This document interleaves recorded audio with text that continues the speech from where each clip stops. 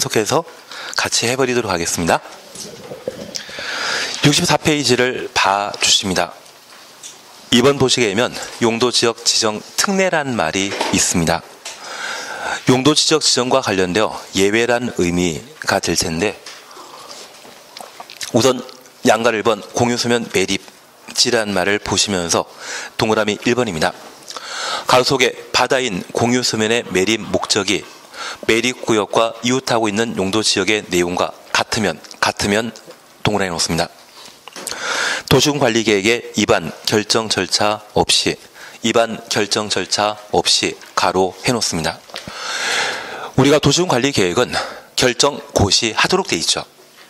고시 생략해버리고 고시는 해야 되고 결정까지를 생략한다, 그 의미입니다. 결정까지는 생략하지만 고시는 따로 하는 상황으로서 매립 준공구역은 매립 준공인가일부터 이웃하고 있는 용도지역으로 지정된 것으로 본다. 지정 동그라미 놓습니다. 이 경우 특광시군은 그 사실을 지체 없이 고시해야 한다. 고시는 생략하는 거 아닙니다. 고시는 해야 된다. 그리고 2번 그냥 보십니다. 공유수면 매립구역이 그 매립구역과 이웃하고 있는 용도지역의 내용과 다른 경우 추천하시고, 매립구역이 둘 이상의 용도지역에 걸쳐 있거나 이웃하는 경우, 둘 이상부터 이웃하고 있는 경우까지 가로 해놓습니다. 매립구역에 속할 용도지역은 도시군 관리 계획으로 결정하여 지정하여야 한다. 절차 생략하지 않겠다는 이야기입니다. 그리고 양가로 2번입니다. 다른 법률에 의해 지정된 용도지역의 결정고시 의제란 말을 받습니다. 1번입니다. 다음 같고 하나에 해당되는 구역으로 지정 고시된 지역은 지정 고시 동그라미 놓습니다. 이 법에 따른 도시지역으로 결정 고시된 것으로 본다. 고시 동그라미 해놓습니다. 이제 이걸 잠깐 확인해 놓습니다.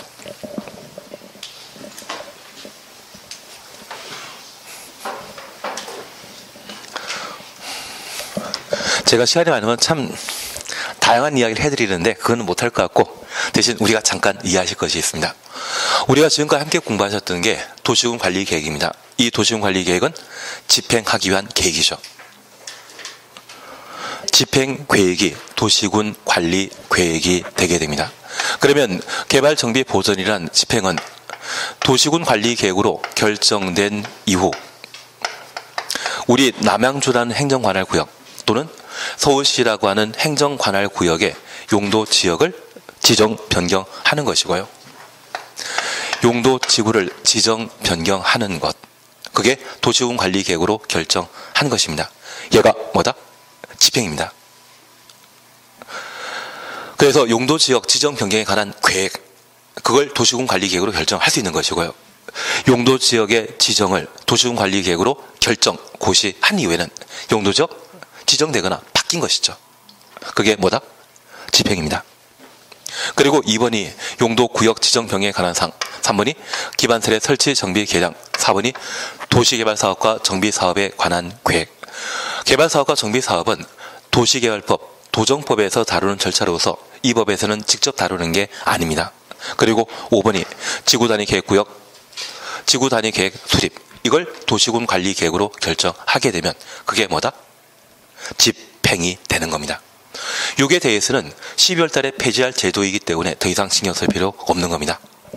그 중에 용도 지역과 관련된 사항을 우리가 함께 보시면서, 용도 지역은 도시군 관리 계획으로 우리 남양주라는 또는 가평군이라는 행정관할구역 전체를 대상으로 토지의 쓰임새, 토지의 사용 목적을 결정하는 것을 용도지역이라 하고, 이 용도지역의 대상 형태는 도시역과 비도시역으로 나뉘었고, 이걸 총 21개로 세분하는 것이 특징입니다. 그러면 이러한 용도지역의 지정 목적은 워낙 뚜렷하기 때문에 중복 지정할 수 있다 없다? 중복 지정할 수 없는 것이 특징입니다. 이러한 용도지역으로 지정하게 되면 도시지역과 비도시지역으로 구분하게 되었을 때 도시지역은 주상공록으로 분류하며 주거지역에 대해서는 전1준이었습니다. 공업지역도 전1준입니다. 그리고 상업지역과 관련되어서는 중국하고 일본은 있다 가까이 중일유군입니다. 특별히 도심, 부도심이라는 말 보게 되면 중심 상업적이라는 말 기억하시고, 우리 남양주에 없는 게 고속버스 터미널 없지 않습니까? 만약 그게 만들어질 자리라고 하면 걔는 유통 상업지역입니다. 우리 남양주에는 구리시 같은 농수산물 유통센터 있다 없다? 없습니다.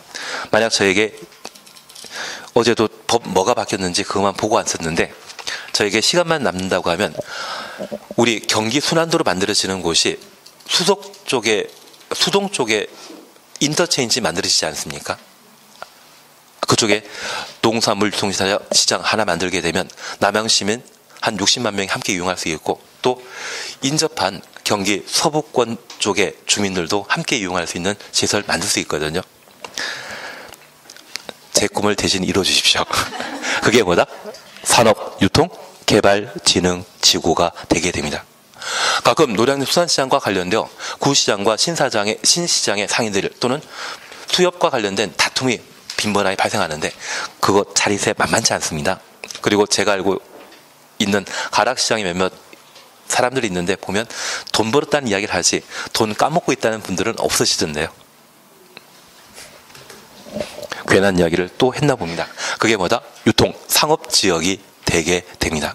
반면 이마트 만들어지는 곳이 있다면 근린 상업지역입니다.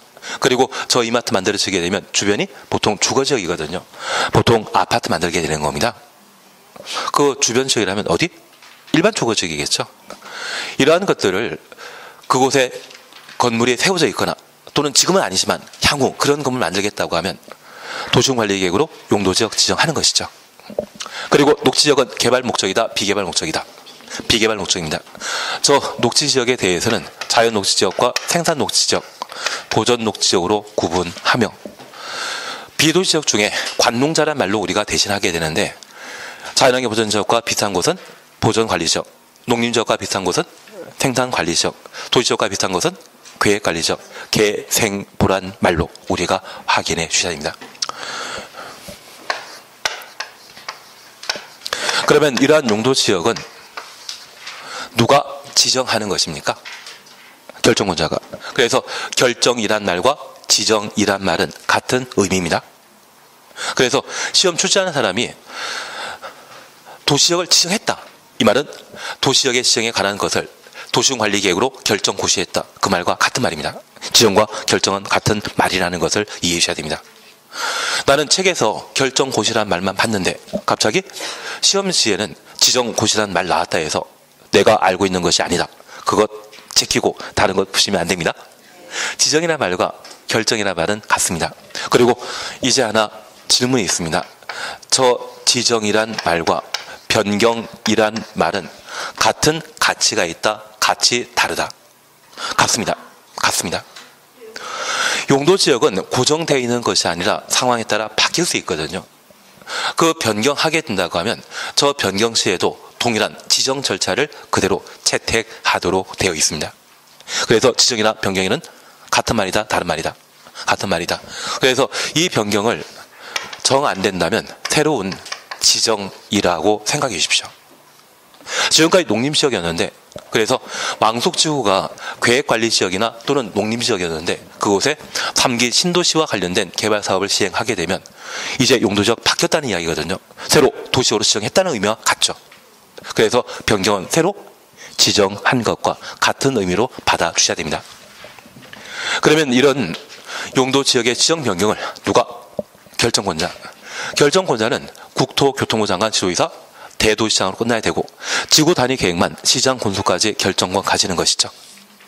그들이 어떤 방법으로? 도시군 관리 계획으로 결정하고 고시하도록 되어 있습니다. 그래서 일반적인 절차는 결정 고시까지 하는 것이 원칙입니다. 다만 이러한 예외 규정을 마련하고 있는데 저 예외와 관련된 사항으로 두 가지를 우리가 살펴주셔야 됩니다.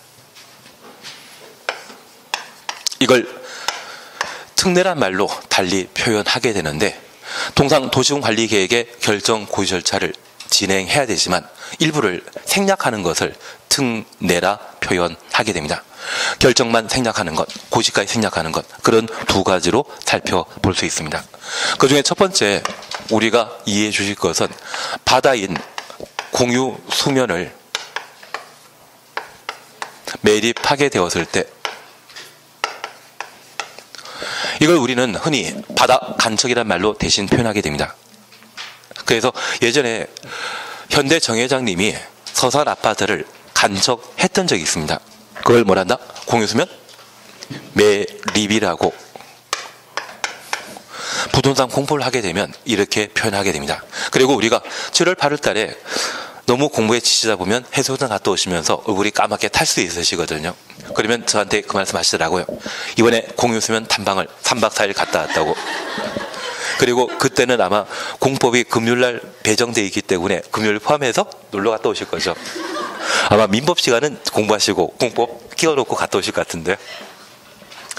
그러면 이 공유수면은 누구나 사용할 수 있는 바다, 물을 말하는데 바다에 배 다니지 않습니까? 한강에도 배 다닙니다.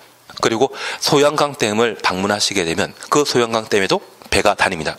그 배가 다니는 물을 뭐란다? 공유수면이라 표현하게 되는데 육지에 속해 있는 공유수면은 이미 용도지역이 결정된 상태입니다. 그래서 소양댐이 만들어져 있는 곳이라면 물을 가둬놓지 않았습니까? 그게 수자원이거든요. 그 수자원을 보호하기 위해 자연환경 보전지역으로 지정되어 있는 상태입니다. 한강 보호하기 위해 자연환경 보전지역으로 지정된 상태입니다. 다만 그 한강에 흘러가는 개천 있지 않겠습니까? 자연환경 보전지역으로 지정하기 애매하면 보전 관리 지역이 되게 되죠. 나중에 저한테 조안면 주변에 보전 관리 지역의 땅이 아주 싸게 나왔는데 살까 말까 저한테 물어보지 마십시오. 그냥 안 사는 게 좋습니다. 그쪽은 팔당댐을 오염시킬 수 있는 시설은 함부로 만들지 못하는 그런 용도이기 때문에 사겠다는 이야기를 아예 생각도 말아주십시오. 묻지도 말아주십시오. 괜한 이야기를 했나 봅니다. 그래서 육지에 속해 있는 공유수면에 대해서는 이미 용도지역이 결정되어 있는데 바다는 용도지역 있다 없다? 없습니다. 좀 전에 용도지역 없던 곳이 이번에 매립하게 되었습니다. 그러면 이 매립하게 되었을 때 이 매립구역이 농지 확보할 목적으로 매립하게 되는데 이웃한 용도지역이 다 농림지역이었다고 하면 매립구역과 이웃한 용도지역의 지정 목적 내용은 같죠. 만약 이런 상황이라면 경계 구분할 필요 있다 없다? 그냥 농림지역으로 농사지으면 되거든요. 이해 조금 되시겠습니까? 하나 이해하실 것이 있습니다. 앞서 우리 기초조사와 관련되어 환경성 검토만 순수하게 얼마 걸린다? 1년 6개월. 그러면 이웃한 용도지역이 현재 농림지역인데 이곳을 농업 생산을 위해 간척해놨습니다. 이곳의 용도가 결정될 때까지 아무것도 못하고 그냥 비워두게 된다면 한 2년에서 2년 6개월 동안 농사 못 짓고 그냥 내버려둬야 되거든요. 이것은 에서 간척 사업했던 취지를 고려하게 되면 낭비지 않겠습니까? 시간 낭비입니다. 신속하게 농경지로 이용할 필요가 있기 때문에 바로 농사짓자. 준공 인가일날 이웃한 용도지역으로 지정된 것으로 보겠다. 그런 의미가 되게 됩니다. 그런데 우리 시야워 간척 사업이나 새만금 간척 사업이라는 말 들어본 적 있으시죠? 그러면 이 새만금 간척 사업을 시행했던 주된 목적은 공업 용지, 공장 지을 땅을 마련하고자 합니다. 그런데 인접한 용도지역이 도시역 이면 상관없는데 도시역이면 상관없는데 인접한 용도지역이 만약 농림지역 또는 관리지역에 붙어있는 곳이라고 하면 얘는 공장 들어갈 용지이기 때문에 비개발 목적입니까? 개발 목적입니까? 개발 목적입니다. 그 개발 목적에 새만금 간척 사업을 했다고 하면 이웃한 용도지역의 경계 명확하게 구분할 필요 있죠. 그래서 이곳의 개발 사업이 모두 완료되게 되면 이곳의 용도지역을 2년 6개월 걸리는 도시군관리계획으로 입안하고 결정 고시하도록 되어 있습니다.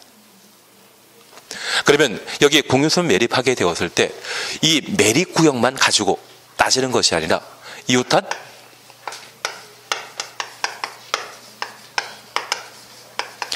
용도지역을 비교한 결과 매립구역과 이웃한 용도지역의 지정 목적이 같다면 절차 생략한다는 이야기고요.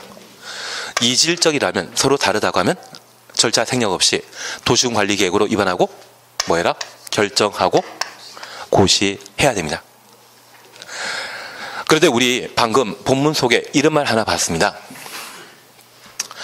공유선을 매립한 곳이 이웃한 용도지역의 내용과 같으면 매립과 관련된 준공, 인가, 일날 이웃한 용도지역으로 지정된 것으로 본다.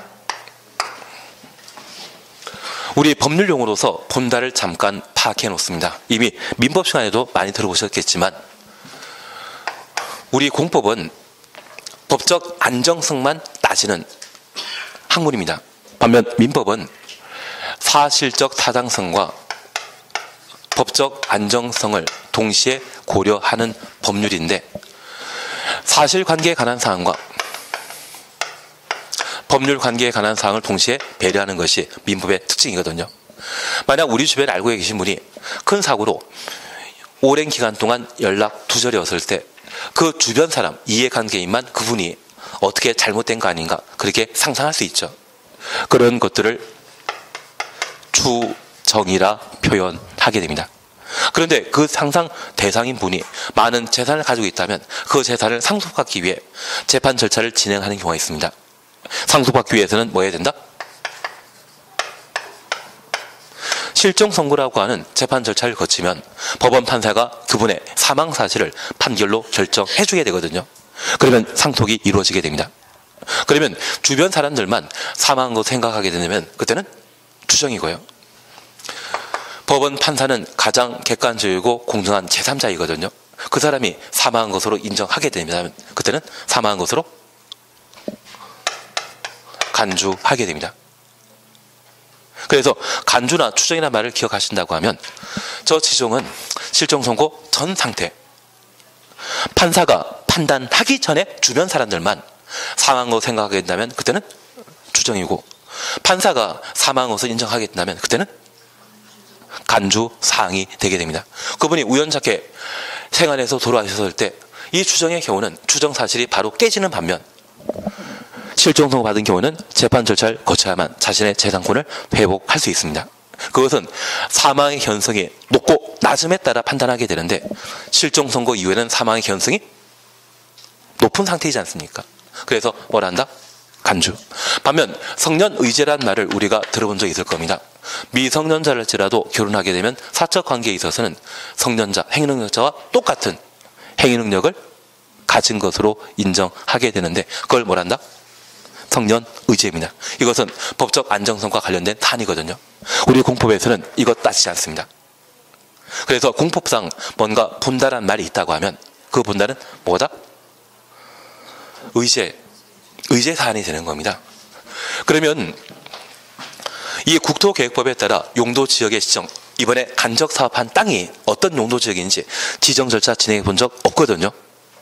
대신 준공 인가일날, 인고일날 그 간척지의 간척 목적이 농경지 확보가 목적이었고 이웃한 용도지역이 농림지역이었다고 하면 시간 많이 걸리는 도시관리계획의 입안 결정 고시 절차 중에 어디까지만? 결정까지만 생략하고 이웃한 용도지역으로 지정된 것으로 본다. 그리고 새로 확보된 땅이 어디인지 그 면적 어디인지는 해당 관할구역을 관장하고 있는 특광시군이 따로 뭐해라? 고시하도록 되어 있습니다. 취지 조금 이해하시겠습니까? 만약 이질적인 상황이라고 하면 절차 생략하는 법 없다. 그것 보시는 게 필요합니다. 충분히 이해하셨습니까? 그런데 우리 다시 하나 봐줄 게 있습니다. 여기 고시라고 하는 것은 행정청의 의사표시가 반영된다? 의사표시 반영되지 않는다? 반영된 거 아닙니다. 우리 민법 공부하시면서 법률행위와 준법률행위 구분하셨습니까? 법률행위는 의사표시를 요건을 하지만 준법률행위는 의사표시 요건 아닙니다. 이제 민법 새로 진도 나가기 시작하셨죠? 오늘 보니까 물권자 청구권, 어제는 물권법 새로 하신 것 같은데 이제 대로 시작하신 것 같습니다. 사실 민법 공부할 때 총칙부터 공부하는 기보다는 물권 공부하고 그 다음에 채권 공부하고 총칙 넘어가는 게 민법을 좀 쉽게 정리할 수 있는 방법입니다. 그냥 그런가 보다 하고 넘어가시는 거죠. 그러면 우리가 잠깐 이해하실 것은 내가 살 집을 만들고자 한다면 행정청으로부터 건축 허가라는 것을 받아야 되거든요. 그 건축 허가는 행정청이 건물 건축하게 해주겠다 의사표시를 표현한 겁니다. 행정청이 하는 행동, 행정청이 하는 행위를 뭐라 한다? 행정행위. 행정행위는 뭐와 같다? 행정처분과 같은 겁니다. 그런데 이번에 간접 사업이 모두 완료되었을 때 공사 애초 인허가 받은 대로 공사 다 끝내면 준공 인가를 하게 되거든요. 저 준공 인가는 의사표시가 들어간다, 의사표시 빠진 것이다. 들어간다로 해주십시오. 인허가는 들어가는 것으로 해주십시오. 그러면 저 인가 허가 받았다고 하면 이웃한 용도지역으로 지정된 것으로 본다. 지정 이것도 행정처분이거든요. 거기까지는 똑같은 동격에 해당되는 가치를 가지기 때문에 이웃한 용도지역으로 지정된 것으로 보게 됩니다. 그런데 갑자기 시험에 준공 인가 일날 이웃한 용도지역으로 지정 고시된 것으로 본다. 고시란 말 들어가면 된다 안 된다. 앞서 공유소면 매립과 관련된 법률에서 공유소면 매립법에서는 공사 다 끝났을 때 뭐만 해줬습니까? 준공 인가만, 준공 인가만. 그러면 똑같은 동등한 법적 지위에 있는 행정처분, 행정행위로서 이웃한 용도지역으로 지정된 것으로까지만 인정하는 것이지 고시에 관한 사항은 앞서 공유소면 매립에서 해준 거 아니죠. 그런데 이 법에서는 공유소면 매립 준공인가의 날 이웃한 용도지역으로 지정되고 고시된 것으로 의지하면 얘가 좀 손해보는 거 아닌가요? 얘는 하나밖에 안 했는데 얘가 두 개 절차를 동시에 의제 처리해 주는 것은 좀 손해보는 느낌이 있지 않으십니까? 주면 받는 게 있어야 되지 않겠습니까? 어제 원장님이 사탕 좀 나눠주셨습니까? 뒤에 부분이 사탕을 예. 원장님이 주신 게 아니고요? 원장님은 무슨 젤리 같은 거 실장님이 주셨어요. 예, 그러면 원장님한테 다음에 나 기념일 있으면 주는 거 아니십니다? 그게 주면 받는 거. 지금 인가만 받았다면 뭐까지만 인정하자. 지정까지만. 나는 마음 참 좋기 때문에 고시까지 본다. 이 말 쓰면 안 되는 겁니다. 고시는 따라한다라는 것을 잠깐 확인해 놓습니다. 이제 두 번째입니다. 조금 이해되시겠습니까? 이제 두 번째입니다. 그러면 다른 법률에서 지정 고시되면 국토계획법에 따른 도시역으로 결정 고시된 것으로 본다. 그러면 다른 법률에서 뭐까지 했습니까? 고시까지 해줬기 때문에 이 법에서는 뭐까지 해준다? 고시까지 의제해 주겠다는 이야기입니다. 그래서 우리 시험에 출제하게 된다면 공유소면 매립과 관련되어 매립구역과 이웃한 용도지역의 지정 목적이 동일할 때 동가 법칙에 따라 같은 가치의 법칙에 따라 매립에 대한 준공 인가만 해줬다면 뭐만? 지정까지만 의지하는 것이고요. 고시는 따라하는 반면 다른 법률에서 지정 고시까지 해줬다고 하면 동가 원칙에 따라 뭐까지? 결정 고시된 것으로 본다. 지정 고시된 것까지 의지해 주는 겁니다. 그러면 1번 도시적으로 결정 고시된 것 의제 사실었죠. 다음과 그 하나에 해당되는 구역에 지정 고시된 지역은 지정 고시 동그래 놓으셨습니다. 걔는 이 법에 따른 도시적으로 결정 고시 동그래 해주셨죠. 나만 손해보면 안 되지 않겠습니까? 그러면 1번, 2번 그냥 보십니다. 항만구역 그리고 의항구역으로 도시역에 연접한 공유 수면 찾으셨죠. 그러면 여기 타법과 관련된 특례에 있어서는 우리가 이렇게 잠깐 이해해 주셔야 됩니다. 지금 도시지역으로 결정 고시된 것으로 의제하게 되면 얘는 원래 도시역이다 비도시역이다? 비도시역입니다. 비도시역인데 다른 법률에 따라 항만구역, 어항구역으로 이번에 지정 고시되게 되면 도시지역에 연접한 공유 수면은 뭐로 본다? 도시적으로 결정 고의된 것으로 봅니다. 이번에 도시적으로 의제되는 것은 땅입니까? 바다입니까? 공유 수면은 뭐로 보자? 바다. 7월달에 8월달에 공유 수면 탐방하고 오실 거죠. 이 공유 수면이 도시적으로 결정 고의된 것으로 의제하게 되는데 이 공유 수면은 개인 사유지 아니거든요. 전혀 가치 없는 것 같습니다. 그러면 우리가 잠깐 이해하실 것은 저 바다라고 하는 것은 땅에 이렇게 접해 있다고 하면 이곳에 화물선이 들어가서는 부두 만들게 되면 그게 항만이고요. 고깃배가 들어가는 곳이라면 어항이 되는 겁니다. 그러면 이 바다에 부두시설 만들어야 되지 않겠습니까? 이 부두시설을 만들고자 하는 이 바다를 항만구역이나 어항구역으로 각각 지정하게 되면 이게 도시지역에 붙어있는 곳이라면 그 바다를 뭐로 보자? 도시적으로 결정고의 된 것으로 본다. 그런데 이 도시지역이라는 말 대신 관리지역에 붙어있다면 농림지역에 붙어있는 곳이라고 하면 항만구역, 어항구역은 그냥 아무 가치 없는 겁니다. 도시지역에 연접해 있는 도시지역에 붙어있는 그 바다만 도시적으로 결정고의 된 것으로 보게 됩니다. 이해되시겠습니까? 어렵게 이해하셨습니다. 그러면 하나 여쭐 게 있습니다. 어항구역으로 지정 고시된 곳이 보전 녹지지역에 연접한 공유 수면이라고 하면 얘는 도시적으로 결정 고시된 것으로 본다? 보전 녹지지역은 어디입니까? 녹지지역은 어디입니까? 하여튼 우리 다음 주까지는 이 용도 지역과 관련되어 동영상을 꼭 한번 보고 오자. 그게 숙제입니다. 조상 공록은 다 도시지역이거든요.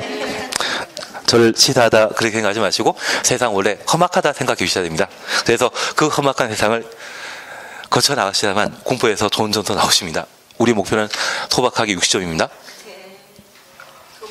100점 만개 만들어 드려야 되는데 그 100점 만개 할 수도 있습니다. 대신 공부량이 엄청 많아야 됩니다. 그냥 소박하게만 제가 나쁜 놈에 생각하십시오. 3, 4, 5번 묶어놓습니다. 산업 입지 및 개발에 관한 법률에 따라 국가산업단지와 일반산업단지, 도시 첨단산업단지가 지정 고유되면 해당 지역은 도시적으로 결정 고유된 것으로 본다. 그런데 우리 산업단지와 관련되어서는 사실 총 5가지가 있습니다. 5가지 중에 매번 우리 시험에 출제되는 것이 지금 수준에서는 농공단지 하나만 기억해 주십시오. 농공단지는 도시적으로 변경시키는 요건이 아닙니다. 지금 국가산업단지, 일반산업단지, 도시 첨단산업단지 찾으셨죠? 여기에 농공단지 있다 없다? 없다. 농공단지라만 하나만 적어주십시오. 농공단지만 하나 적어놓습니다. 농공단지는 도시지역이 되는 것 아닙니다. 그러면 대한민국 국가산업단지 1호가 어디겠습니까? 구로공단이거든요. 그리고 지방에 있는 산업단지가 있다면 걔가 일반 산업단지이고 판교에 테크노밸리 있지 않습니까? 걔가 도시 첨단 산업단지가 되게 됩니다. 이게 지정고시되게 되면 해당 지역은 뭐다? 도시적으로 결정고시된 것으로 본다. 여기에 농공단지는 농림지역에 농한계 농어민은 소득이 줄어들거든요. 그들의 일자리를 마련하고 농민의 소득 창출을 위해 공장 만들 수 있는 공간을 농공단지라 표현하게 됩니다. 이 농공단지는 어디에서만 만들 수 있다? 농림지역에서만. 계속 농림지역이 되는 것이지 도시로 바뀌는 것 아닙니다. 용도지역이 바뀔 수 있는 것은 국가산업단지와 일반산업단지, 도시 첨단산업단지라는 것을 하나 확인해 놓습니다. 4번 택지개발지구라는 말 보셨습니다. 아파트 건설하는 땅을 말합니다. 강 건너에 하남 유래지구가 택지개발지구이거든요. 그리고 5번입니다. 전원개발사업구역 및 예정구역 가로속에 수력발전소 추천 놓으시고 한 줄 밑에 제외한다. 수력발전소가 만들어지게 되면 그곳은 자연환경 보전지역이 되는 것이지 도시지역 되는 거 아닙니다. 그러면 수력발전소를 제외한 화력 발전소가 만들어지거나 원자력 발전소가 만들어지는 곳이 전원 개발 사업 구역이거든요. 그것은 뭐로 본다? 도시적으로 결정 고시된 것으로 본다. 그러면 우리 이제 예를 하나 봐주실 것이 있습니다. 비도시역이 타법에 따라 항만구역, 어항구역 지정되게 되면 얘는 땅이 바뀌는 게 아니라 바다가 도시적 되는 겁니다. 가치 있다 없다? 없습니다. 바다가 도시적 됐다 해서 좋아할 일 전혀 없는 것 같은데요. 뭐 바다가 육지라면이라는 말도 들어보신 적이 있지만 얘는 전혀 가치 없는 겁니다. 다만 우리 시험 볼 때까지 전산택이라는 이름을 기억해 놓습니다. 우리가 주거지역과 공업지역에 대해서는 전일준으로 나뉘었던 게 기억나십니까? 걔는 전일준이고 여기는 뭐다? 전산택입니다. 그러면 첫 번째 우리 봐주실 것은 전원개발사업구역은 전원주택 만드는 곳입니까? 발전소 만드는 곳입니까? 발전소. 저 발전소 만들기 위해 관계법령에서 전원개발사업구역으로 지정 고시하게 되면 그 순간 그 땅은 뭐다? 도시적으로 결정 고시된 것으로 본다. 그리고 국가산업단지와 일반산업단지, 도시 첨단산업단지가 관계법령에 따라 지정 고시되면 해당 지역은 도시적으로 결정 고시된 것으로 본다. 이 법의 결정 고시 절차까지 모두 생략한다는 것을 의미하는 겁니다. 그리고 관계법령에 따라 택지개발지구가 지정 고시되면 해당 지역은 도시적으로 결정 고시된 것으로 본다. 그런데 하나 이해하실 것이 있습니다. 우리 남양주에 일을 하시게 남양주라고 하면 아마 양정지구 주변에 아직 농경지 남아있거든요. 그리고 우리 평내 우평 외곽에도 농경지가 존재하는데 그 농사 짓는 분이 한 30년간 농사 지었는데 자기 땅을 뭐 자제분 학자금 마련하기 위해 팔아달라고 우리를 찾아오는 경우가 있습니다. 그렇게 땅을 팔아달라고 찾아오게 되면 제일 먼저 열람하실 것이 소유자 맞는지 확인해야 되기 때문에 토지장 열람하실 거죠. 그리고 두 번째 보실 것이 토지 이용 계획 확인서입니다. 저 토지 이용 계획 확인서를 열람하게 되면 해당 토지에 국토계획법과 관련된 용도 지역이 농림지역으로 표기되어 있는데 타법에 의한 지역, 지구, 구역 지정과 관련되어 얘가 택지개발지구로 지정되었다고 하면 이 땅은 명목상은 농림지역이지만 본질, 실질적은 도시지역이거든요. 그런데 이분은 30년간 농사만 짓고 있는 땅이었기 때문에 얘가 택지개발지구가 지정되었는지 그런 거 전혀 관심 없습니다. 이분이 알고 있는 것은 농사짓는 농경지역이거든요. 그러면 그런 의뢰를 받게 되었을 때 나는 그분에게 친절하게 이 땅의 본질이 무엇인지 설명하고 중개 알선한다. 냉큼 내가 사버린다. 우리는 다 1번을 선택하실 거죠. 성실하게 중개해야 되지 않겠습니까? 그래서 액면은 분명 농림지역인데 불구하고 다른 법률에 따라 성격이 아예 바뀌어버리는 것이 전산택이 되게 됩니다. 대신 우리 발전소 만들어진다는 그런 사실을 알게 되면 그때는 뭐부터 하실 겁니까? 이사 가는 건 이사 가시지만 그곳에 땅콩주택 지을 것 아닌가요? 벌집. 그게 아니라 만들어주면 나중에 개발하게 되었을 때 보상 줍니다. 그리고 자제분이 대학 입학할 상황이라고 하면 발전소에서 학자금 지원 나오는 것이고요. 자제분이 대학 졸업하고 나면 이 발전소에 취직하고자 할 때 가산전 10%가 붙습니다. 전혀 관심 없는 표정이었습니다. 이거 실무에서나 할 이야기지 지금 이런 필요 없죠. 반면 국가산업단지, 일반산업단지가 지정되었다는 사실을 알면 빨리 팔고 이사하십니다. 공해 심각하거든요. 공해가 심각합니다. 반면 판교 테크노 밸리처럼 도시첨단산업단지가 지정되었다는 사실을 아시게 되면 그때는 어떻게든 버티고 다시 해야 됩니다. 다 아시는 것 같은데요. 예, 그래서 그게 뭐다? 전산택이 지정 고시되게 되면 종전에 농림지역, 관리지역이라 할지라도 해당 지역은 무엇으로 온다? 도시적으로 결정 고시된 것으로 의제를 하게 됩니다. 두 번째입니다. 이번 보시게 되면 관리지역의 결정 고시 의제 사셨죠. 관리지역에서 관리지역 동그라미 놓습니다. 농지법에 따른 농업진흥지역으로 지정 고시된 지역은 농업진흥지역으로 지정고시 가로 해놓습니다. 이 법에 따른 농림지역으로, 그리고 두 줄 밑에 결정 고시된 것으로 본다. 결정고시 줄여놓습니다. 그리고 두 번째입니다. 관리지역의 살림 중에 관리지역 동그래 놓습니다. 지금 64페이지 보고 있으시죠? 64페이지 밑에서 네 번째 줄입니다. 관리지역의 살림 중에 산지관리법에 따른 보전산지로 지정 고시되면 보전산지 지정고시 가로 해놓습니다. 고시에서 구분한 바에 따라 이 법에 따른 농림지역, 자연환경보전지역으로 결정 고시된 것으로 본다. 농림지역, 자연환경보전지역 가로 해놓습니다. 그러면 이제 다시 하나 봐주실 것이 있습니다.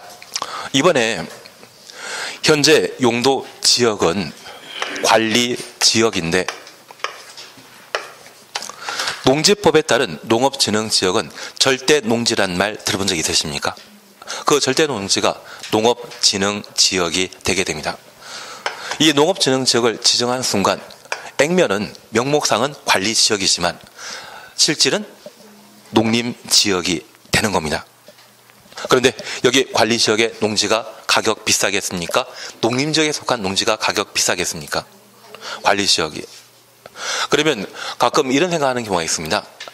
이웃한 농경지는 관계 수리설이 잘 정비되어 농업 생산량이 참 많은데 내가 가지고 있는 땅은 형편없거든요. 그래서 관계 수리설인 저수지를 큰돈 들여서 만들어 놓고 농업 생산량을 증진시키면 가끔 지나가던 경기도지사가 여기에서 농업 생산량 많네, 농업진흥지역으로 지정 고시해 주십니다. 그 순간 뭐가 된다? 농림지역이 되어버립니다. 이해는 좀 되시겠습니까? 만약 이런 일을 하신 분이 있다면 빨리 법원 쫓아가시는 게 필요하십니다. 법원에서 알아서 피성년 후견인 선고나 피안정 후견인 선고를 해주지 않을까 싶습니다. 그리고 이 관리지역에 속해 있는 산림 중에 보전산지로 지정 고시되게 되면 그 순간 농림지역 또는 자연환경보전지역으로 결정 고시된 것으로 본다. 하나 이해하실 것이 있습니다. 저 산림은 보전산지 아니면 준보전산지이거든요. 우리 법률용어상 특정 단어 앞에 준이라는 말이 나오게 되면 뒤에 말을 부정하는 개념입니다. 보전산지가 비싸겠습니까? 준보전산지가 가격이 높겠습니까? 역시 촉이 좋으십니다. 얘가 비쌉니다. 그런데 이 준보전산지는 거의 민둥산이거든요. 그래서 나무를 사랑하시기 때문에 매일 잣나무나 소나무를 하나씩 심으시다 보면 너무 울창하게 자라게 되었을 때 지나가던 산림청장이 이제 보존할 필요가 있는 산이구나 해서 보전산지로 지정해 주시게 됩니다. 그 순간 농림지역 또는 자연환경보전지역으로 바뀌게 되는데 여기 보전산지는 두 가지 형태가 있습니다. 임업용 산지와 공익용 산지가 있습니다. 만약 임업용 산지라고 하면 잣나무가 많은 가평군 일대가 여기에 해당되는 것이고요. 공익용 산지라고 하면 설악산이나 가끔 예전에 남대문 불탔을 때 금강송 베어다가 복원 재료로 사용하지 않았습니까? 그런 소나무가 잘 자라고 있는 곳이 있다면 걔가 공익용 산지입니다. 이 공익용 산지에는 묘자리도 사용 못하거든요. 임업용 산지는 그래도 잣나무를 심을 수 있습니다. 준보전산지일 때는 하고 싶은 거 다 할 수 있었거든요. 이분도 좀 문제 있으신 거죠. 그래서 가끔 이런 관리지역에 속해 있는 농지나 또는 산을 가지고 있다고 하면 가끔 하얀 가루 들고 다니면서 뿌리고 살아다니는 것이 나무 열심히 심고 농사 열심히 짓겠다고 생각하시는 것은 좀 아닌 것 같습니다. 제가 나쁜 이야기를 또 해드렸나 봅니다. 다만 우리가 이해하실 것은 비도시지역이 도시로 바뀌는 것, 관리지역이 농림지역이나 농림지역 또는 자연환경보전지역으로 바뀌는 건 있는데 관리지역으로 바뀌는 것은 있다 없다. 관리지역으로 바뀌는 것 없습니다. 말도 안 되는 이야기지만 농림지역에 속한 농지가 농업진흥지역의 지정이 해제되었을 때 관리지역으로 결정된 것으로 본다. 이 말 나오면 말도 안 되는 이야기입니다. 관리지역으로 의지하는 것은 있다 없다. 없습니다. 비도시지역이 도시로 의제되는 것, 관리지역이 농림지역 또는 자연환경보전지역으로 의제하는 것은 있지만 관리지역으로 바뀌는 것은 없습니다. 그런데 이제 우리가 하나 살펴주실 것이 있습니다. 이런 각각의 다른 법률에 따라 지역지구 구역이 지정되었을 때 이 농업진흥지역과 보전산지의 경우는 개발 사업을 하겠습니까? 안 하겠습니까? 사업하는 거 아닙니다. 그냥 내버려 두는 겁니다. 반면에 전산택의 경우에는 지정 목적 달성하기 위한 사업을 추진하게 됩니다. 저 사업은 두 가지 방식으로 끝나게 되는데 그 개발 사업이 모두 완료되었을 때와 미완성 상태에서 개발 사업이 무산되는 경우가 있거든요. 그러면 이 완료되었을 때는 도시적으로 의지하기 전에 용도지역으로 환원될 필요 없죠. 끝났으니까. 택지개발지구에 아파트 만들어 놨다고 하면 그냥 도시적으로 남아있는 것이지 종전 용도지역인 농림지역으로 환원될 필요 없을 겁니다. 반면 미완성 상태에서 개발 사업이 무산되었다고 하면 계속 도시적으로 인정해야 된다? 종전 용도지역으로 돌아가야 된다. 돌아가야 됩니다. 그게 뭐다? 환원에 관한 문제입니다. 그러면 바로 옆에 페이지를 보십니다. 4번 보게 되면 용도지역 환원이라는 말 찾으셨죠? 3번 제키시고 5번 제키시는 겁니다. 바로 4번 보시면 도시적으로 의지하는 구역이 해제된 경우 해제 동그라미 놓습니다. 가로 속에 개발사업 완료로 해제되는 경우를 제외한다. 개발사업 완료 추천 놓으시고 제외 동그라미 놓습니다. 이 법 또는 다른 법률에서 그 구역 등이 어떤 용도지역에 해당되는지를 따로 정하지 아니한 경우에는 지정하기 이전에 용도지역으로 환원된 것으로 본다. 환원 동그라미 놓습니다. 그래서 전산택이 해제되게 되면 종전 용도로 돌아가야 됩니다. 다만 이런 표현이 있을 겁니다. 개발 사업이 완료되어 택지 개발 지구가 해제되면 종전 용도 지역으로 환원된 것으로 본다? 완료란 말 보게 되면 환원에 관한 문제가 발생하지 않을 겁니다. 그 포인트 잡아주시는 게 필요하십니다. 취진 이해되시겠습니까? 예, 그러시면 됩니다. 그리고 4. 행위 제한에 관한 사항을 함께 보십니다. 우리 행위 제한은 건축 제한, 건폐율, 용적률 제한으로 각각 보기로 했습니다. 우리 1, 2월 거 꼭 부르실 거죠? 예. 그러시면 제가 빨리 할 수 있습니다. 어차피 시험 나오는 거는 뻔한데 그 뻔한 것을 빨리 하는 것도 방법 같습니다. 그러면 우리가 잠깐 이해하실 것이 있는데 용도지역은 대상과 절차입니다. 그 용도지역을 지정 변경하고자 한다면 몇 년 걸린다? 최소 2년. 그 2년 동안 애써 도시지역과 비도시지역을 지정했다고 하면 그 지정 목적은 사리 사욕을 추구하기 위한 것입니까? 공익을 추구하기 위한 것이었겠습니까? 공익. 그런데 저 용도지역으로 지정된 토지 소유자가 비도시지역 중에 농림지역으로 지정되었다면 농림지역 용도로 사용해야 되는데 그 농림지역 한가운데 가끔 나이트클럽 만들겠다고 시도하는 분도 계실 겁니다. 그리고 조용한 주택가인 전용 주거지역이라면 조용히 살아야 되는데 시끌벅적한 식당이나 술집 만들겠다고 시도하는 분도 계실 겁니다. 이건 문제 있지 않겠습니까? 그래서 이러한 용도지역의 지정 목적을 달성할 때 토지 소유자가 저 공익을 고려해서 행동하는 것을 기대할 수 없습니다. 그래서 저 공익 목적을 달성하기 위한 토지 소유자의 행동에 공익상 규제를 가하게 되는데 그걸 뭐란다? 행위 제한이라 표현하게 됩니다. 이러한 행위 제한을 정해놓고 저 행위 제한대로 토지 소유자가 사용해야 되는데 이를 위반하면 2년 이하의 징역, 2천만 원 이하의 벌금에 처하도록 되어 있습니다. 특별히 주거지역에는 주택 만들어야 되죠. 유락설은 어디에만 만들 수 있다? 상업지역에만. 그러면 토지 소유자가 자신의 토지를 이용함에 있어서 건축물을 건축하길 겁니다. 건축할 수 있는 건물의 종류를 제한하는 것을 뭐란다? 건축 제한입니다. 우리 시험이 작년까지 29번 치러졌었는데 저 29번 중에 14번이 건축 제한 규정을 시험에 다룬 적이 있습니다. 그 14번 중에 딱 2번 빼고는 우리가 오늘 잠깐 정리하고 그리고 아마 5월달이든 아니면 7월 8월달이든 어떤 자료에서 건축 제한과 관련된 6개 용도의 건물을 건축할 수 있는 장소, 건축 불가능한 장소를 한번 보게 될 겁니다. 이게 작년에도 시험에 나왔거든요. 그래서 6개만 대충 하게 되면 시험 문제 맞출 수 있습니다. 근데 저는 맞출 수 있다 생각하는데 실제 시험 문제 풀어봤을 때 당황해서 틀리는 분이 많으시더라고요. 그래서 작년에도 한 10분 중에 3분은 틀렸다고 저한테 자랑하시더라고요. 분명 가르쳤는데 틀렸다고 저한테 이야기하시더라고요. 그거 저한테 자랑하신 거죠. 그거 틀리고도 시험 붙었다는 분이 계시더라고요. 괜한 이야기 드렸습니다. 그리고 이렇게 건물 건축하게 되면 건물의 크기도 제한해야 될 겁니다. 만약 녹간 농자, 녹지역, 관리적, 농림적, 자연환경보전 지역은 개발 용도이다, 비개발 용도이다. 비개발 용도라면 이곳에 건축하는 건물은 크다, 작다. 작아야 될 것이고, 주상공은 시가 용도이거든요. 개발 용도이거든요.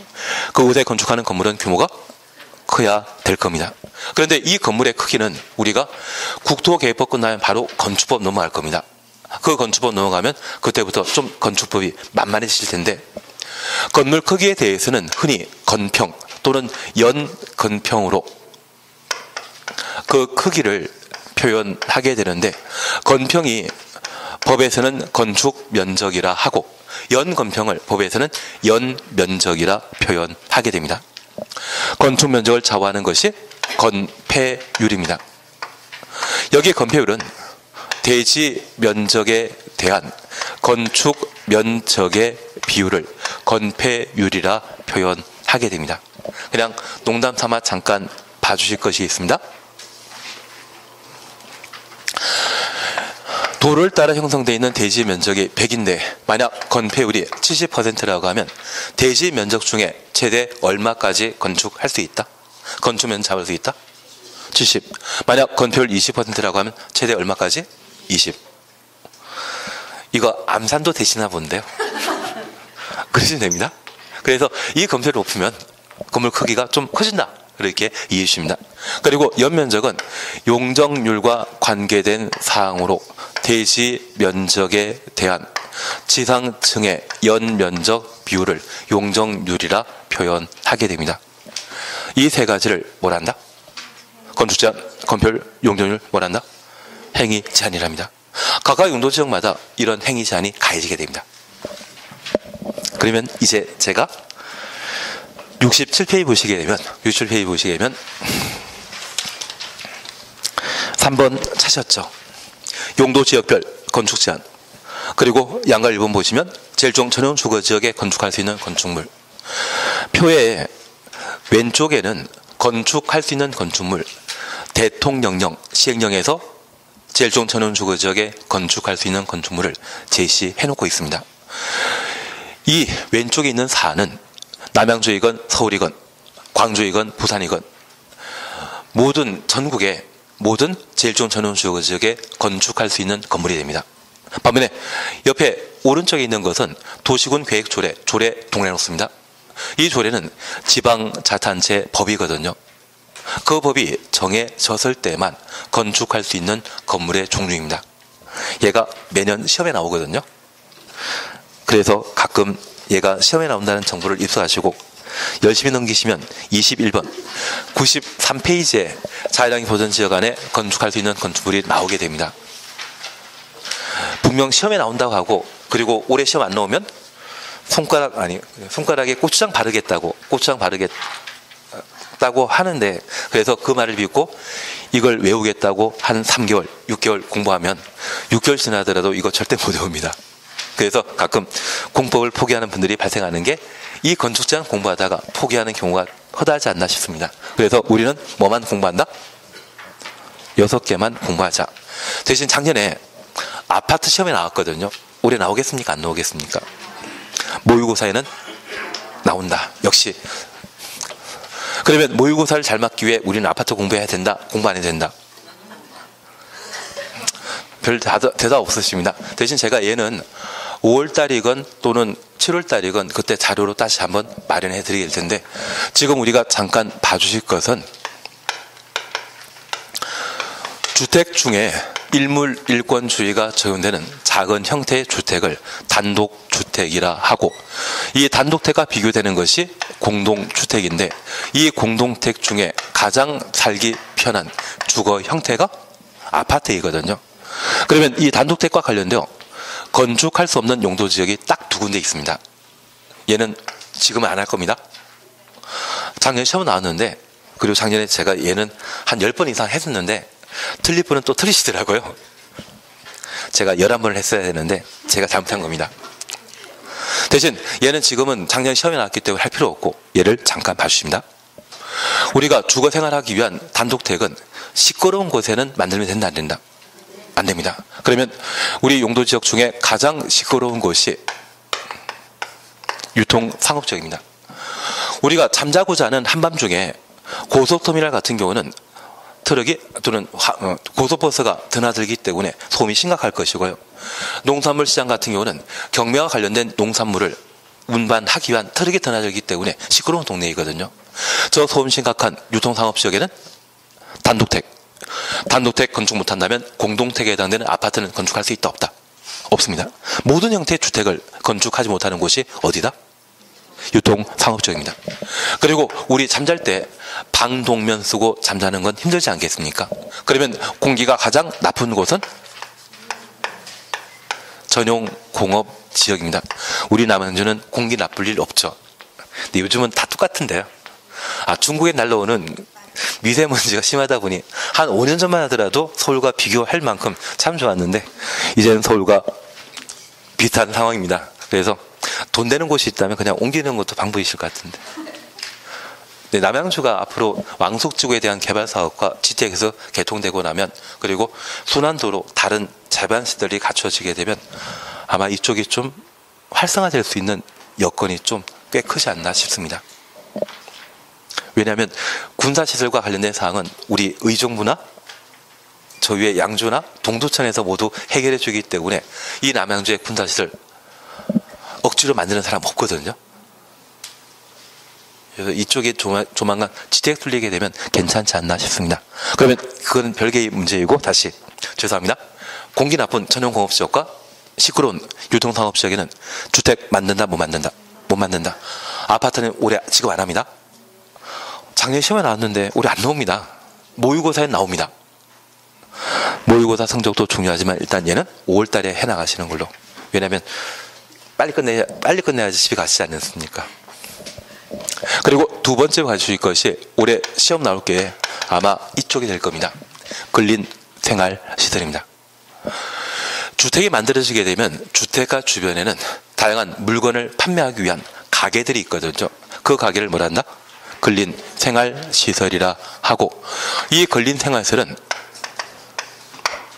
우리 생활의 필요성 정도에 따라 생활에 꼭 필요한 필수시설을 일종 근린 생활시설이라 하는데, 우리 학원 1층에 김밥 천국이라는 곳 있지 않습니까? 제가 좀 보신 적 있으시죠? 걔가 일종 근린 생활시설이 되게 됩니다. 반면 있으면 좋고 없어도 상관없는 것이 2종 근린 생활시설인데, 저 1종 근린 생활시설은 모든 용도 지역에 건축할 수 있습니다. 우리 편의점에서 컵라면 사 먹지 않습니까? 그 편의점은 어디에 속한다?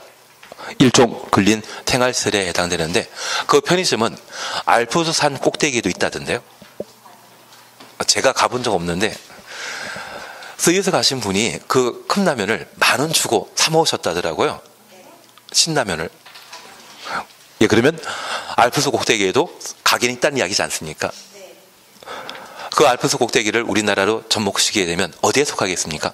자연환경 보전지역. 그 자연환경 보전지역에도 뭐는 만들 수 있다? 1종 근린 생활시설은 만들 수 있다는 이야기입니다. 반면 2종 근린 생활시설은 우리 술집을 2종 근린 생활시설이라 합니다. 우리 세법 교수님께서 제일 좋아하는 게 뭐다? 2종 근린 생활시설이다. 그게 결론입니다. 그러면 우리 가끔 주택가 주변에 화려한 네온사인 간판에 정, 인연, 장밋빛 인생 이런 거 붙어 있지 않습니까? 그리고 아침에 가보시게 되면 한쪽에 일반 음식점이라 표현되어 있습니다. 휴게 음식점은 술을 판매 못하는 식당이고요. 일반 음식점이라 적혀 있다면 그때는 술을 함께 판매합니다.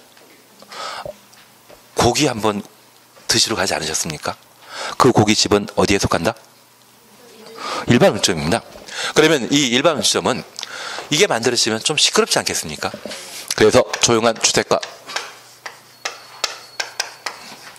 전용 주거 지역에는 만들지 못합니다. 그리고 일반 주거 지역도 만들질 못하는데, 우리 학원 뒤편에 4층짜리 상가주택이 많이 만들어져 있는 곳을 뭐라 했었습니까? 4층짜리 저층 주택 만들어져 있는 곳은 어디로 지정한다? 일종 일반 주거죠. 일종 일반 주거죠. 그러면 저 상가주택 많은 곳에 고깃집 없으면 상가주택 소유자가 돈 벌지 못하죠. 그래서 저 일반 주거지역은 원칙적으로 2종 근린생활시설을 건축할 수 없습니다. 얘는 조례상 가능합니다. 조례가 있을 때만 만들 수 있고 조례가 없다고 하면 법령상에는 일반 주거지역에는 제2종 근린생활시설 건축할 수 있다 없다? 없습니다. 그래서 저 일반 주거지역에 건물 건축하게 되었을 때 상가주택을 만들고자 한다면 꼭 조례 보셔야 됩니다. 조례 보고 중개 알선하셔야만 중개 사고를 만들지 않습니다. 그리고 우리 산에 술 먹고 올라가다 올라갈 때 괜찮은데 내려올 때 술 먹고 내려오시다 보면 낙상 사고 발생할 수 있지 않겠습니까? 산에서 술 팔면 된다 안 된다? 안 됩니다. 그러면 그 산이 있는 곳이 어디인가요?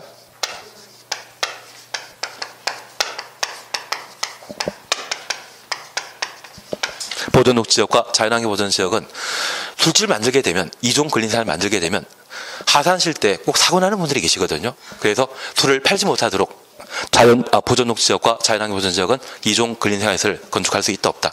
없습니다. 그러니 술을 안 파니 아예 술을 들고 가시는 분이 계시더라고요. 그래서 작년 9월 달쯤에 앞으로 산 꼭대기에서 술 먹지 말라 그런 법을 만들었다 하던데 제대로 시행할 수 있는지는 모르겠습니다. 별로 안 좋아하는 표정이시지만 이 네 곳이 2종 근린생활시설을 건축할 수 없는 장소가 되게 됩니다. 그런데 참 특이한 게 하나 있습니다. 여기 2종 근린생활시설 중에 교회, 사찰, 성당 있거든요. 그 종교 집회장으로서 바닥 면적합 500제곱미터 미만이면 2종 근린생활시설이고 저 종교 집회장이 500 이상이면 종교 시설이 되어버립니다. 그런데 이 종교 집회장으로 바다 면적합 500제곱미터 미만은 뭐다? 2종 근린생활시설인데 우리가 알고 있는 하나님은 어디에나 계시지 않습니까? 그래서 얘만큼은 2종 근린생활시설인데 전용 주거지역에도 건축할 수 있고 산 꼭대기에도 건축할 수 있습니다. 산에 계신 분은 스님들이 많이 계시지 않겠습니까? 그래서 저 2종 근린생활시설에 해당되는 종교 집회장은 어디에나 만들 수 있는 겁니다. 빨리 진전하도록 하겠습니다. 지금은 농담할 시간이 아닌 것 같습니다.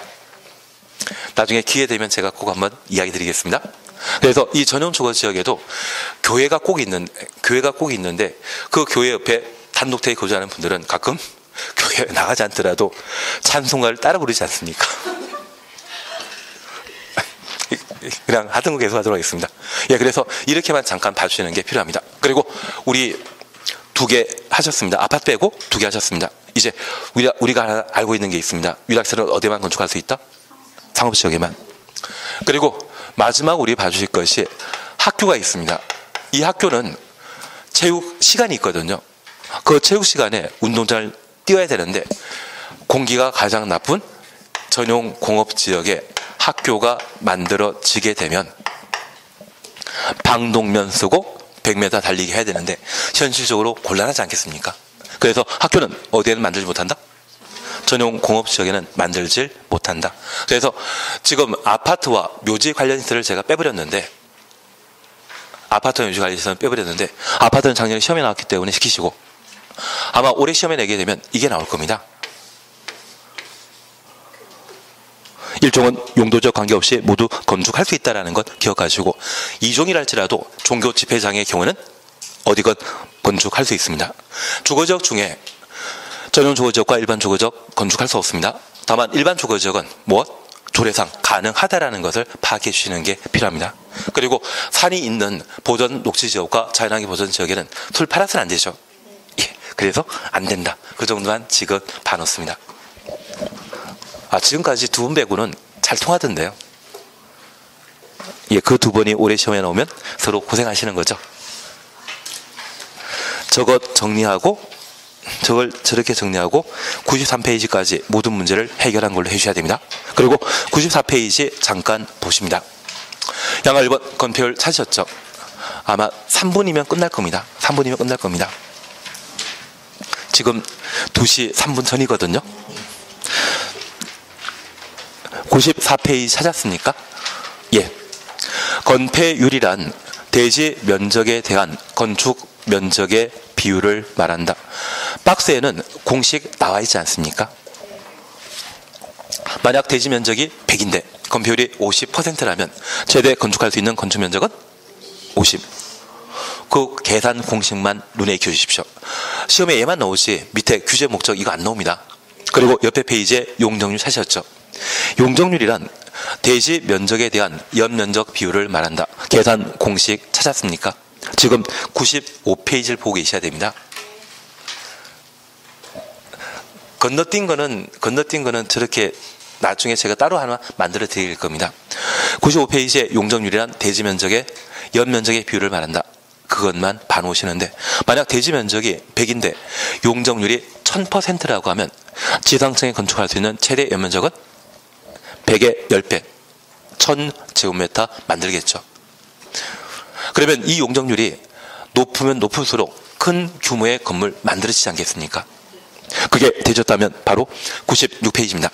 96페이지에 동그라미 2번과 관련되어 표가 하나 있습니다. 건폐율, 용적률, 용도지역마다 정해놓은 것입니다. 앞에다가 별표 3개 놓습니다. 그리고 올해 시험에 나올 것이 있다면 바로 용적률 쪽이라고 생각하시면 됩니다.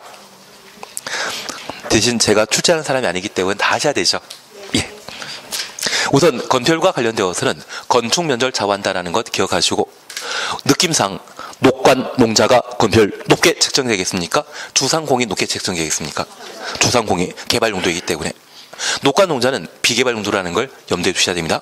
그러면 우선 건폐율과 관련되어 주거지역은 전일종을 나뉘는데 전용 주거지역 1종, 2종은 각각 50씩 그리고 일반 주거지역은 1, 2종은 60인데 3종 50%입니다. 50% 동일해 놓습니다. 그리고 준주거지역은 70%입니다. 그러면 앞으로 여기 건폐율과 관련되어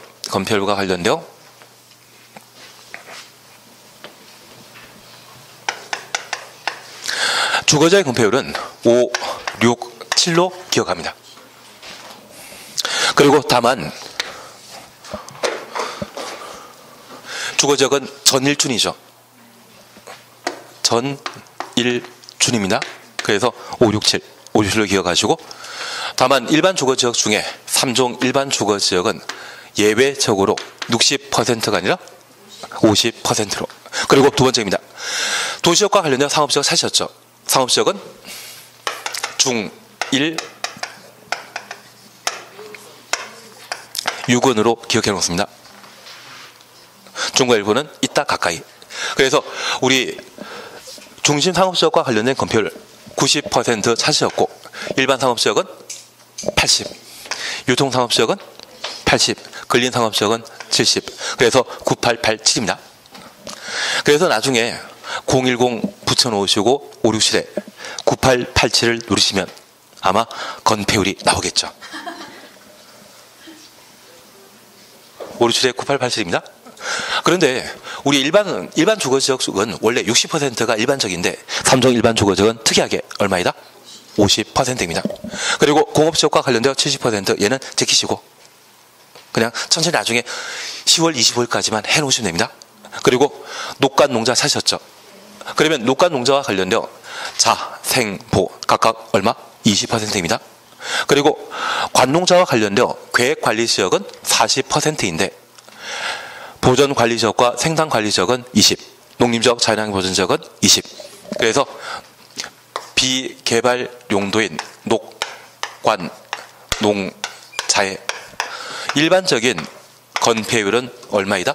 20%인데 유독 딱 하나 특이한 계획관리지역만 예외적으로 건폐율이 40%가 되게 됩니다.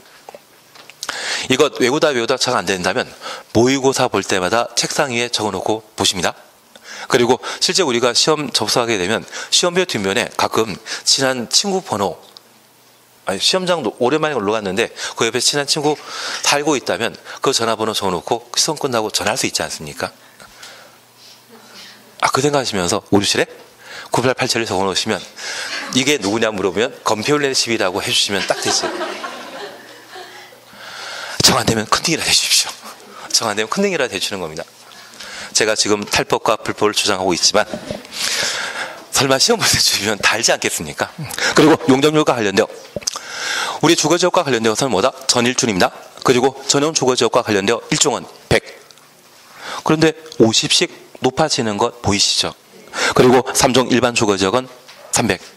준주거지역은 500. 그래서 여기 용적률과 관련되어서는 1, 3, 5입니다. 7종 전용 주거지역은 100. 3종 일반 주거지역은 얼마이다? 3종이니까 300. 만약 4종이 있었으면 아마 400%가 돼 있을 겁니다. 3종 일반 주거지역이기 때문에 얼마? 300. 그리고 준주거지역은 500입니다. 그리고 상업지역과 관련되어서는 중일 유근이었습니다. 중일 유근이었습니다. 중심 상업지역은 1500. 일반 상업지역은 1300. 얼마씩 낮아집니까? 200씩. 그리고 유통상업지역은 1100. 근린상업지역은 900. 200씩 낮아지고 있습니다. 그러면 1000 빼버리면 1500, 1300, 1100, 900%. 5391이란 말 할 수 있죠. 상업지역은 건물 크게 만들어야 되지 않겠습니까? 1000 빼버리면 5391입니다. 그래서 135의 5391은 주거지역과 상업지역의 용적률이 되게 됩니다. 집에 빨리 가고자 한다면 대답을 빨리 하셔야 됩니다. 그리고 공업지역과 관련되어서는 3, 4인데 이 공업지역은 천천히 하시는 곳으로 해주십니다. 이제 녹간농자입니다. 여기 녹간농자와 관련된 기본 용적률은 80%입니다. 딱 3개만 예외 있습니다.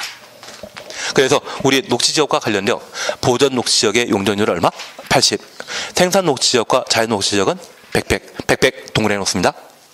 그리고 보전 관리지역과 생산 관리지역은 각각 80인데 계획 관리지역만 얼마?